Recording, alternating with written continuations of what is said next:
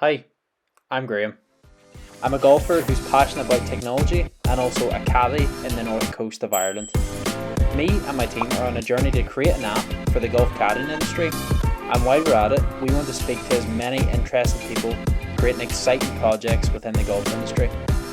I believe the future of this game is bright, my friends, and this is the Future of Golf podcast. Hello, everyone, and welcome back to the Future of Golf podcast. This is episode number 7, where we're joined by a fellow Northern Irishman, Thomas Hughes, who is an ambassador for International Pairs Ireland and also Open Golf Ireland. And it seems like two initiatives which are all about getting amateurs into the game and giving them that thrill of competition. So, Thomas, absolute pleasure to have you on. How are you, mate? I'm brilliant, Graham. Glad to finally meet you. Been following you That's for it. about the last 2 to 3 years, mate. Just seeing your developments and stuff. So good to get a conversation with you. So thanks for having me. No worries. And Thomas is a man like myself. He loves a good LinkedIn post as well. Oh, constantly. But I think people definitely underutilize it because it's a really effective tool, especially if you're in the same boat as me or you with a startup idea, to get connections and maybe meet people like maybe me and yourself wouldn't have met without it, and to at least get some sort of feedback in your idea from people who are in a similar position. Yeah, no, it's been priceless without a doubt. Really good platform, as you said there, just to reach different sectors. That's it. And I'll try clip and get that straight. bit particularly and just put it in LinkedIn, and the algorithm will love it. Just because I've mentioned LinkedIn about 3 times there, they'll be all over it. All right, They'll be promoting that okay, right to the top. 100%, mate. No, it's good. But yeah, it's exciting. Whenever I seen basically you were doing the podcast and it was called Future Golf, I was just bunny hopping straight onto it. Hence probably the message that I sent to you just about getting me on straight away. You're So definitely keen, like. no, But yeah, I mean, I guess that was the whole mission of it. You see projects emerging from Northern Ireland. I was just talking to a guy. I don't know if you've heard of him, Gareth Macklin. He runs a company called Obby Golf. They right. just sort of broke out in the last few months. But they seem to be a great setup, and they're working with the likes of I think Castle Rock as well, and a few clubs in Northern Ireland, and they're all about safety and compliance. It seems to have a serious bit of tech, but there's more emerging ideas, especially coming out of Ireland now, which is great to see. Yeah. Definitely the post lockdown boom. It's given everybody a resurgence basically. And then I think it's opened the eyes of the actual clubs themselves to go, right, okay, with this new injection of customers, golfers, and we need to try and retain them and keep them and do something different. So, as you said, it nearly is kind of a reboot for the whole sector, and the future of golf, as you call your podcast, mate. It's perfect. It's the time for it. So, what we are doing with the golf events and also with the EGSS golf boards just kind of aligns with where we're going with everything. Yeah, and I saw I'll maybe put a little picture of it. It just pops up now of the golf boards, and Yeah, they look rad, like they look really cool. And I saw it was down represented in our glass. I think the photo was just maybe outside the clubhouse or in the putting green. I'd yeah. say that would fairly speed up your round of golf. I'd say you'd be around in just over an hour if you're by yourself. You would be, mate. Yeah. Listen, we just went down to Art last. We launched them last Tuesday. With UTV, they did a wee bit of coverage. Awesome. And then we took them down to Art last, basically just for a bit of fun. you know. The photographs obviously phenomenal down there. But it was more just to get on the train of somewhere dry this time of year. Yeah, it's hard to find. If anyone's outside Ireland, you have no idea of the Irish winters we face. It's cold. Well, maybe not as cold as the likes of maybe Boston or New York in the US, but it's cold and rainy, just a Yeah. real miserable sort of drizzly time of year. But we're sort of heading into spring now, and hopefully the days will be brighter, so out for a bit more golf. And what sort of speed would them boards get up to? I'm just curious. We can clock them accordingly. So the cautious guys, we can put them to about 10 mile an hour. Or you can just kind of unclock them, which I have mine specifically Gotcha. set at. But no, you can get up to about 18 to 20 mile an hour on them. I can just imagine like the four ball and me and the lads I play with like going out in them. Yeah, It'd be absolutely insane. it's So has stuff like that, because I suppose Europe is always late to innovations, right? So like we're maybe sometimes a little bit behind the curve of what's launched in the US. So is stuff like that being used in the US already, and you're trying to bring the concept here? yeah, well, without a doubt. It's kind of all over YouTube and stuff. The boards have been about for quite a few years now. But for us to get them into Ireland, kind of ahead of Europe, just as you can tell from my eagerness to get on the podcast, mate, I gripped it by two hands and pulled it across the sea. So we have actually brought it into Ireland before the likes of the UK, Scotland, anywhere, Wales. There's nobody over there has actually really launched them as yet. Mm, Even the Scandinavian countries haven't really dropped them in. A few clubs have bought a few just for themselves because they've maybe seen them at the likes of the PGA show or something. Um, but to the extent that we're doing, I'm going to basically just kind of cover the whole of Ireland, hopefully within about 2 years, all being well. mhm. And But is this sort of targeted to be a luxury experience for visitors, or is this for members to like recurrently use these boards, or who are yeah, you targeting, I guess? it's a completely different market. We're certainly not going to pitch them and kind of compete with the buggy trade that's out there at the minute. It's a completely different offering. But you can't really categorize because I had them up at Shandon the other day and we had a four ball of ladies going out on them. And the age was ranging from probably, I'll be generous to say, probably early 30s to there was a lady on it at 71. And That's amazing. she probably handled it the best out of it, just loved it. Just skidding round the corners, like I can Yeah, imagine. it's the confidence, you would have thought she was going down the slopes of flipping Chamonix. She was just loving it. That's So unbelievable. at this stage, we don't know. We're going to basically we're going to create an offering for everybody. People will definitely want to try them. Some people will stick to them. They'll speed up their rounds. Um, but yeah, listen, they're there to try. I certainly know that I'll be using them a lot more often.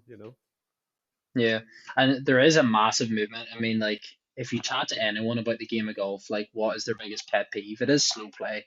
I mean, like everyone says, it's painful going out in a Saturday afternoon and maybe you're playing a competition and it takes 5.5 hours, and that's all well and good. Maybe you're playing well, but you're not having your best round, and I'm sure everyone listening can relate to the feeling of just wanting things to speed up.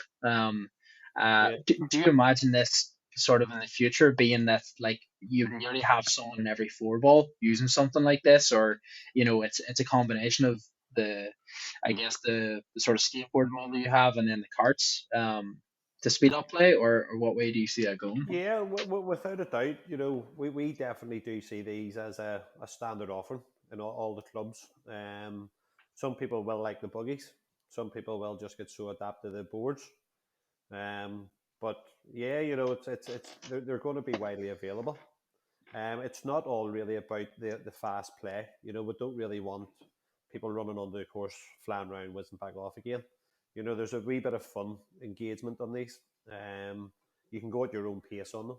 You can go side by side like we did today. We were up in Newton Stewart today, and we were just going side by side, just having a leisurely chat. Um, so yeah, I mean, it's not as if they're going to kind of get in the way. Nobody's going to be forcing through to let us play through on these. Yeah, It's the same concept. If there's two buggies behind you, it's not as if they're kind of just gate crashing all the way through the course. It's exactly the same concept. It's just another alternative, but yeah. they're extremely fun and extremely easy to manage. Yeah, and even if you look at cities now, there's always an option to rent one of them sort of like either scooters or one of them Swagway sort of things. And for the Yeah, younger yeah, people around cities, they love it. And me and my mates have done it going around cities, and it's really fun. But as you say, it's not just for the younger people. You have the older generation who can obviously cruise side by side. It can be conversational. Um, uh, yep, as you say, like basically from everything from what you're doing between this and then we'll maybe talk about the sort of competitions that you're running. It seems like your passion is really to bring more fun into the game for amateurs and also to get more involvement in the game. Yeah, And it seems like everyone I'm talking to in this podcast, there's like a recurrent theme of everyone just wants more people to enjoy the game and have fun, which I think's fantastic. yeah. I was a kind of a late golf member of a club, if you want to call it. Busting to become a member, and then to be honest, I was disappointed whenever I became one. More Okay. so down to the availability of competitions. Playing in the weekly competitions, you pay your normal £5 entry fee. If you have a good round and you score 41 or something, you may be picking up £20, £35 worth of vouchers. Mm, But you weren't really highlighted that you were a winner. You didn't know how much you got. You didn't know where to collect them. You didn't know where you could spend them. There was no real buzz about it. So we continued to play, and I was going around the course just with our normal 3 ball or 4 ball, just saying, guys, we need to get involved in something a wee bit different, something a wee bit more exciting. And we looked, there's a few about, but there was nothing stand out open to everybody that you could just go, right, okay, I want to play Castle Rock or I want to play Hourglass, and they're holding a single stable for the event. Um, so we basically created, or I created the open golf, and it was to give a real experience to anybody that plays golf, whether they're a member, they're a non-member, whether low handicap, high handicap. And I'm sure you've seen from some of our videos, once the guys that are only kind of new into the game or have never experienced competition, they're getting called onto the tee box, and they can hardly get the ball onto the tee, mate. Their nerves are away, it's like a but Ryder Cup that's what, scenario. They're just shaking. yeah, completely. They're getting their name called up to the tee box. If they walk up about 3 steps to get to it, and it's like, their nerves are wrecked, but they're going off the course buzzing from it. Exactly. I remember seeing a thing, it was a few years ago. I think TaylorMade were doing this initiative and it was in Bethpage Black, the US Open venue. Yeah, And what it was, there was like golfers in the driving range and out of nowhere, like Sergio Garcia, Justin Rose appear and they start hitting balls beside them yeah, and then they bring all these amateurs. And Bethpage Black, you have to wait for like hours to get on that course. I think it's like a 5 hour wait or something. And people like camp out to play the course. So right, what they okay, did was get all of them on the tee, and then Sergio and Justin Rose was watching them, and there's a big crowd. It was like proper like PGA Tour yeah, like yeah, crowd clapped onto the tee and everything. I thought like people are only going to experience that once in their life. Like yeah, and completely, like cameras, everything, and the reaction of people between like because they thought they were going out for a normal round of golf and yeah. like to have to step up and hit a shot in front of a bit of pressure, like it can get under people's nerves, but like all the reactions after was like what a buzz, like that Yeah, was really good fun. yeah. No, and it's listen. It's exactly what we have kind of created. It's still very kind of new, but we've kind of tailored it now. So we're really looking forward to our launch event up in Castle Rock in April. So I know it's your home patch and stuff there, mate. So definitely Absolutely. we need you to be our kind of our star guest. What date is it in April? I'm going to say the 22nd. Let me just double check. You think I would know, like? Are you away? Are you? Or are you? I tell you what it is. I am meant to move to Scotland at the start of it. I've been given this quiet, but I'm meant to move to Scotland at the start of April to work up at Kingsbarns. So Fantastic. I'm helping with the caddy program up there, all going well. Yeah, But I'll see what I can do. Like I know I'm going to be roped into work most days up there. It's gonna be a flat out caddy program up there. But no, I'm sure it'll be a fantastic event. yeah. And Castle, Sunday good the track 20. to start it at. Yeah, Sunday the 24th. So there is still available tea times. Anybody that's listening? Absolutely. Yeah, We'll get the Northwest contingent. I'll be out in force for that one. yeah, brilliant. So we've had some guys, quite a lot from Donegal and stuff coming across as well. So a lady from Ballyliffin, Girl Breeds, is going to be kind of taking over the reins for all the other events. Awesome. So we're going to just make this one massive for and just special. But yeah, That's it's amazing. it's really. the catchment of it, our last two events of 2021, we kind of filled them both within 3 days of launch. And it seems to be going the same way. So yeah, it's something there that obviously everybody's latching on to, something different for them. Hmm. Hmm. Yeah, just hope it builds going forward. It would be cool if you could sort of compartmentalize the two offers, so you have the boards ready and the tee, so everyone's Yeah, just like ready, set, go, fly yeah, about in the scooters then for your tournament. yeah. It'll be implemented, mate. Don't worry. It'll definitely be That's there. it. Yeah, there'll be four boards up at Castle Rock without a doubt. That would be awesome. And Yeah, that was sort of something I wanted to ask as well. So, like, I guess most golf club tournaments would just be, you just go out in your tee, you put in your card. There's no real, as you say, there's no real buzz about the announcement of who won. You nearly find out, like, you walk into a pro shop and there might be like a voucher stapled up in the wall. It doesn't seem like this massive thing. And it's unlike other things, like because you'd find out if you won maybe a tennis tournament or if you won a football match, you're gonna know once yeah, the yeah. final whistle blows the result. Whereas with golf, you have to wait. Like, I suppose, is there any?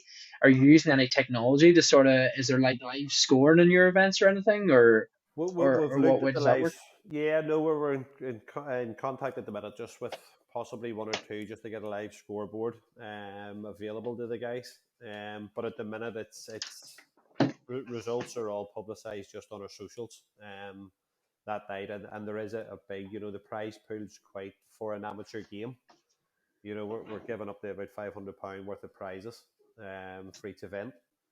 So the value's there, but this is more about the experience of joining in a competition, um, getting the guys involved in the course setup. We'll have the first tee box set up.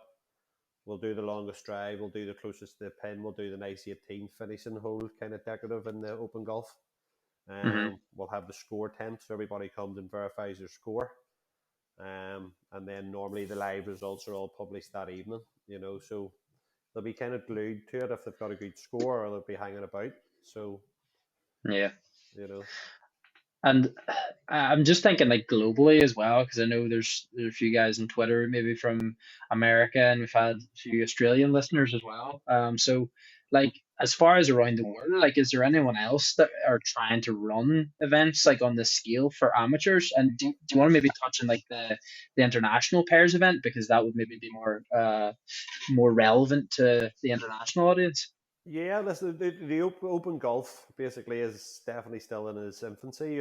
So we can create it. Open Golf Ireland is what it is. It's based over here. We're going to break it up into the four kind of provinces, and kind of expand it at the minute just to try and get the whole of Ireland involved. We do know people will travel, but we still want to kind of break it up and make it more accessible right across Ireland. If somebody in America is listening and they want to buy into it, of course, you can have Open Golf USA, no problem. Never say never. um, Absolutely.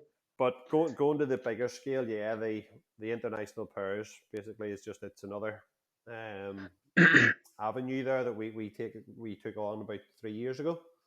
But just with lockdown and stuff, we haven't really got it to its full potential as yet. But that's more of a club based competition where Hmm. the clubs will just basically run a pairs Stableford competition mixed in with their own competition format. So yeah, it's you run the clubs. Then if you win the clubs, you go to play the national, and then if you win the national, you go on to actually represent your country.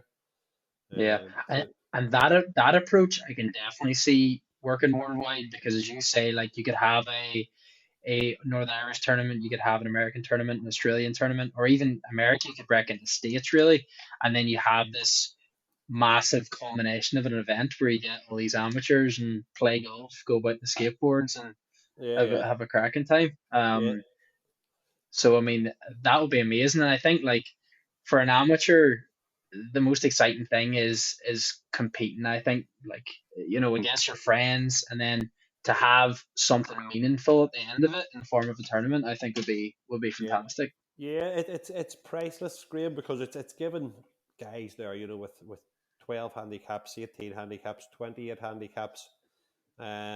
You've ladies and stuff coming to join last year. They're playing off, 30s and stuff. It's just it's inclusion for everybody.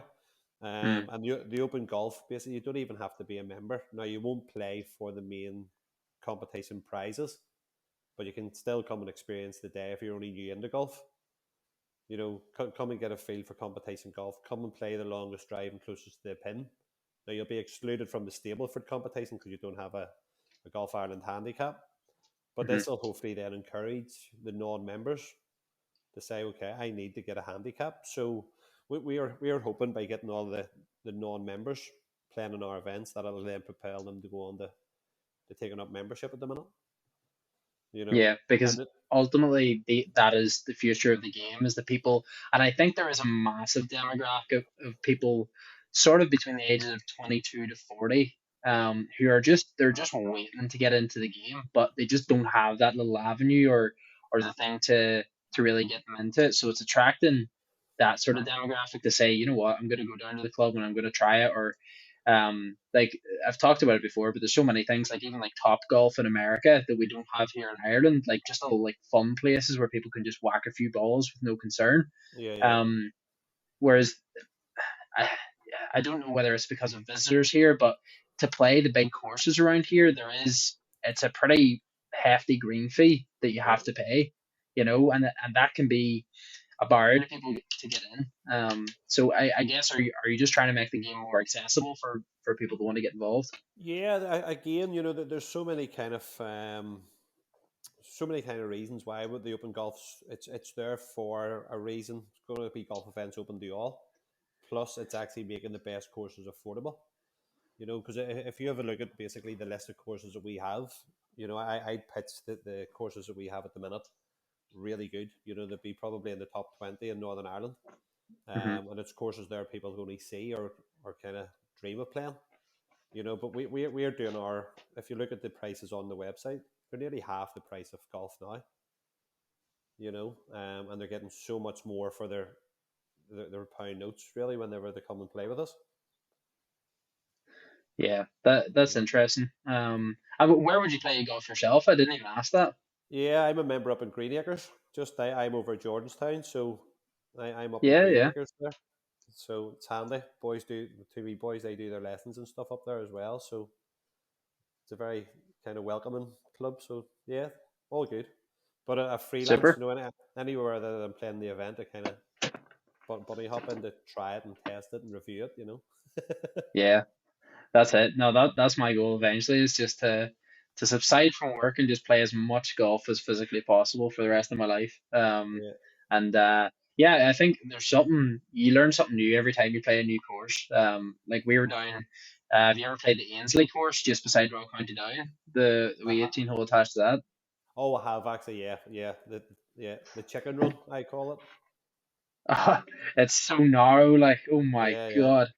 It is. Like like I didn't even attempt to hit driver that day because I knew anything was just going to be like I was losing shots with flipping 5 irons, never mind drivers. So Yeah, that was narrow, but the condition of the course is incredible. Like it's it's immaculate. basically the same as Rock County Down. Like I've never Yeah, played the big course, but it looks amazing. yeah. No, mate. Exactly. It's the same greenkeepers. You know what I mean? It's the same grass. So it's definitely one that I would recommend. But without a doubt, as you said, leave the driver in the house. Yeah, it's the same. If you ever played there's a 9 hole course for anyone that might be considering coming to Ireland in the future. It's beside Castle Rock and it's called the Band Course. Everyone should check it out actually, and it's the same as the Ainsley course. It's tight and unforgiving. So the Yeah, better players in the club would go out there in the evenings with a set of irons and just practice hitting the fairways. And yeah, if you can go around there in par, you're a hell of a player. I'll tell you that much. yeah. I mean, like, there's so many courses there, Graham. With the golf boards, I get to kind of get my eyes open. By just traveling around and seeing the courses. There was Newton Stewart and the foil that I've never been on in my Yeah. life. There's two new courses clocked today where you get to look at Were, them. were you down Foyle? So Foyle would be pretty close to me actually. That would be about 20 minutes from my house. So I Yeah, live yeah, a small little village called Eglinton. I don't know if you've ever heard of it. yeah, yeah. I It's have. Yeah, just near enough Limavady direction. yeah, All, yeah. all So the American visitors are like, what in hell's Limavady? They're exactly. like, they barely heard of Belfast, never mind flipping Eglinton. Yeah, yeah. So that's what I'm doing. I mean, I'm traveling about the north and I'm seeing these golf clubs. So yeah, it's great. So it's all good fun. And as I keep referring back to it, it's the future of golf. So it's great. Absolutely. Plugging the podcast there. Yeah. There was a guy that read a golf book. I don't know if you've heard of him. It was a guy, Tom Coyne. Okay. And what he did was, I believe he walked round all the courses in Ireland, all the links courses. So he basically traveled the coast. Yeah. And Yeah. it took him, I don't know, maybe 80 or 90 days. Wouldn't it be class if you did that on one of Boards. the boards? Yeah. Yeah. That'd Yeah. be unreal. Write an Let's Irish edition of it. yeah let's get this going. That'd be a nice way to spend the summer. Yeah. Jeez, that'd be crazy. You could bring a little portable tent with you and all. Get the golf Uh, clubs in the back of it. Backpacking away I go, mate. Yeah. That's it.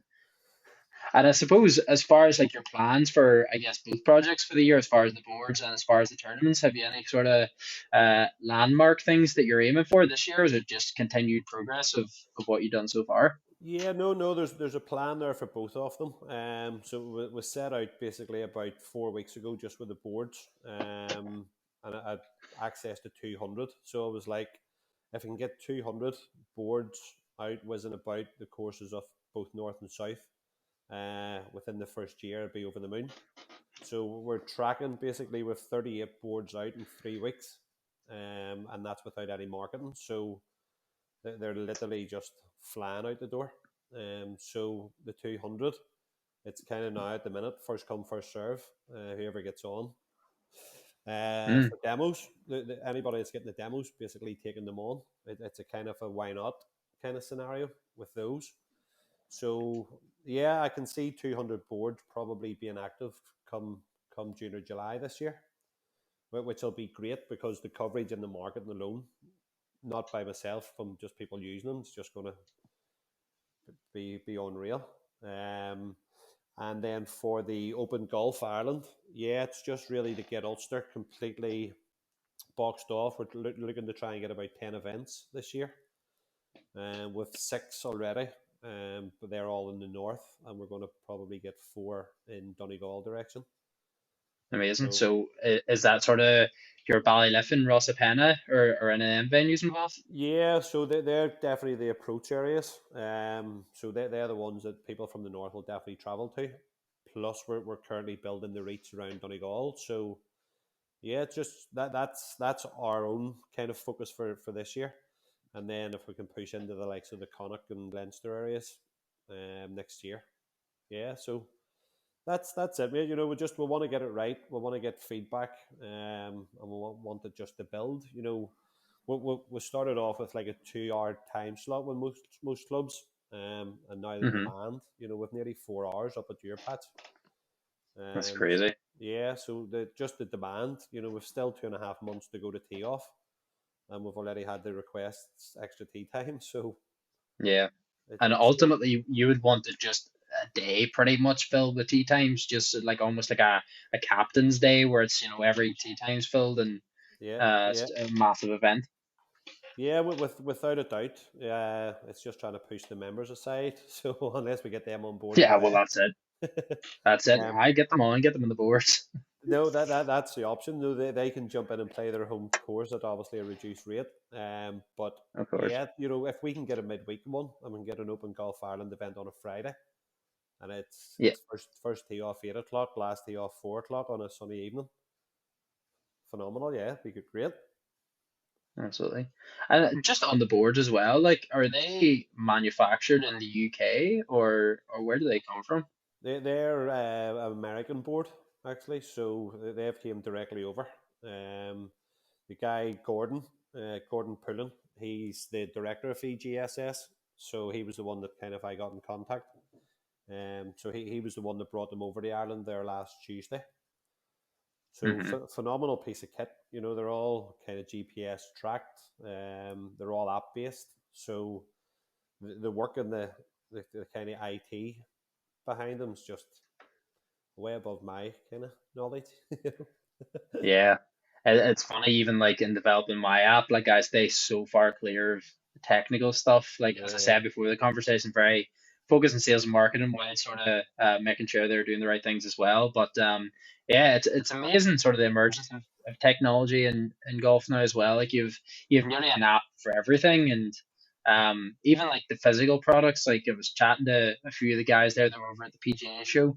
And it's just like the standard of everything is improving every year. Yeah, And I guess golf transport like hasn't really been. It's not a market that's been massively absorbed, I guess, since the emergence of the buggy. I don't know when buggy started becoming a thing, but yeah. geez, that must have been a good while ago now. I would say so. Yeah, it's kind of just been waiting on something else to come along. You certainly don't want to change the game because the game's phenomenal at the minute. It's always just been the evolution of clubs and drivers. And then it went to the facing side of it. So even with the facing side of things, the Ricky Fowlers and the Terrell Hattons and stuff kind of putting it out there, it shows that there Hmm. is change, there's diversity. And the golf clubs are slowly but surely starting to open their eyes a wee bit. We, we need change. That's it, yeah. And You know? well, that's it. Like it's just human nature as well. It's like even myself, like I would definitely be resistant to change in some things, and it's what's comfortable and what's normal. So it's I suppose it's our job to show the benefits of using solutions like something like yours. But ultimately, like I guess do you see it almost like an adoption curve of you'll get your early users and then it'll almost go like exponential where you'll seeing a bit more traction. Yeah, yeah. Maybe in a couple of years. Without a doubt, even within the first few months, you're going to get that explosion of people wanting to try them. And then you're going to get the guys that are going to just hold on to it. And you've got the guys that are going to hold on to it because they're maybe just playing an evening where they just need basically 2.5 hours to whiz around and get a game in. Yeah. You're going to get, there was a lady in Shandon hadn't played 18 holes in 2 years because she had a sore knee. So she was like, Thomas, this is just a godsend. I'll be able to play 18 Mm, holes, I'll be able to play competition golf again. yeah. Um, so yeah, you'll get a massive uptake, and then you're going to get the core that's going to be sticking with them. You know, and exactly the same with buggies. People will use them when they want to. They're not going to use them all the time, or people will use them because they have a need for them. Mm. And that's the thing. Once the golf club has them, like they're theirs, and they'll have them for until basically whenever they run out. So, I Yeah, suppose it's an investment for clubs, I guess, as well. without a doubt. In the share scheme that we are offering, if there's any clubs listening, there's zero kind of investment from the clubs, so they're put in completely free of charge. And they're just basically on a share scheme. So they're going to get a massive pull from non-members coming to use their course, so their green fees are going to skyrocket. It gives them a really good marketing kind of direction just to get these onto their courses and show them being used on their courses. Plus, they'll also get 25% off whatever revenue spent on them. And there's no contract. All we ask them to do is just basically charge them and keep them clean. You know. Absolutely. And as far as yourself, then, are you eyeing up any courses you want to play this year, as far as your bucket list? There's one there that Portneuf, Karen and Portneuf's been mentioned to me quite a bit. So I've got that on. Ballyliffin, I've never played Ballyliffin, so I've got an invite to go up and play there. Lovely. And I've never played then, either of them actually, and it's a sin because they're so close to me as well. I should have been up them before. yeah, so if I get playing those two on a nice sunny evening, I'll be over the moon. And then because I'm not running the Open Golf Ireland events there, Breege is going to be doing all that. I'll probably just be a visitor to most of those events as well. And it's a hard life, you Well, traveling around and playing some golf courses. yeah, so I'll try and schedule those in, mate, as best as possible. That's brilliant. And as far as if people are interested and maybe want to find out any more information as far as the Open Golf Ireland or about the boards, where would they go online to check them out? Yeah, the website there for Open Golf Ireland is exactly that. So it's www.opengolfireland.com. It's quite a simple booking process. So you can go on and check out the range of courses there that we'll have each month. There's a few still to be added on. So it's just simply come and join us, experience what it's all about, something very different. Doesn't matter if you're a Golf Ireland member or non-member. Just come and get the name called onto the tee box and come around and meet some fellow golfers. With the boards there, it is EGSS.golf. So you'll get a good insight. But the Facebook's probably the best kind of live updates and activity on them. So No yeah, problem. guys, come and see what it's all about, without a doubt. All right, Thomas, that was awesome. And yeah, I mean, you've got your hands full with innovation for this game, so you're driving a part of the future of this game in Ireland forward. So I appreciate the work you're doing, and hopefully I will be involved in some way with the event you're holding down the line for sure. If I can nip back from Scotland for a little bit, but even if not, I'll try to get involved. So thanks again for taking the time to come on. No problem, man. And as always, I'll always be keeping a wee eye out for the handy carry, seeing the progress. I was saying to Thomas before us, I've been sneaking in the logo the last while, like so. It'll be not long before people are calling me out. Nah, Yeah, no, why not? Every opportunity.